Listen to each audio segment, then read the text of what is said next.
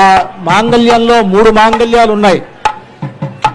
ఒకటి పుట్టినింటి వారి మాంగళ్యం, ఒకటి మెట్టినింటి వారి మాంగళ్యం, ఇంకొకటి భక్తులైనటువంటి రామదాసు గారు తయారు చేయించినటువంటి మాంగళ్యం. అంతా సేవించండి. ఆ మాంగళ్యాన్ని రామచంద్రమూర్తి సీతమ్మ వారి మెడలో అలంకరిస్తారు ఇంకొద్దిసేపట్లో.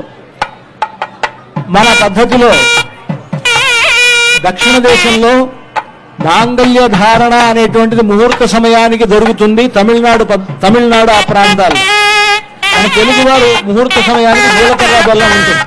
ఇవన్నీ కూడా మనలో కలిసిపోయి ఉన్నాయి. ఈ ఆచారాలన్నీ ఇవన్నీ మనకి రామచంద్రమూర్తికి ఆచారములన్నిటితో పాటు జరిగేటువంటి గొప్ప కళ్యాణం. ఆ రామచంద్రమూర్తి సీతమ్మ వారి మెడలో ఆ మాంగళ్యాన్ని ధరింపజేసేటప్పుడు జగద్రక్షణ హేతున అంటారు. ఈ జగత్తును మొత్తాన్ని కాపాడడం కోసమని సీతమ్మ వారితో ఆయనకు కళ్యాణం జరుగుతున్నది కనుక మాంగళ్య తంతునానేన జగద్రక్షణ హేతున కంఠేర్పయామి శుభగే. ఇక్కడ మామూలుగా అందరూ కంఠే బధ్నామి అని అంటారు, కంఠే అర్పయామి అని అంటారు. ఆ విధంగా చెప్పాలి మంత్రం.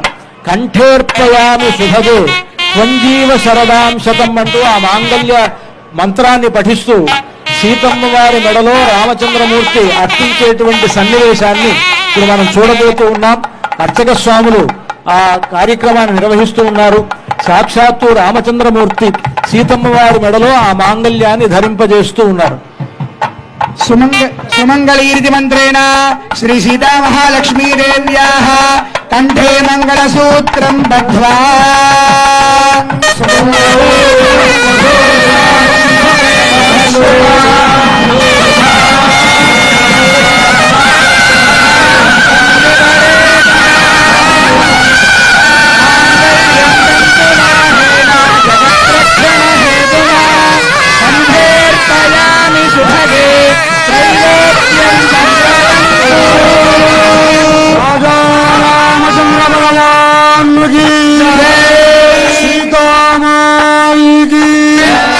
లక్ష్మణ స్వామి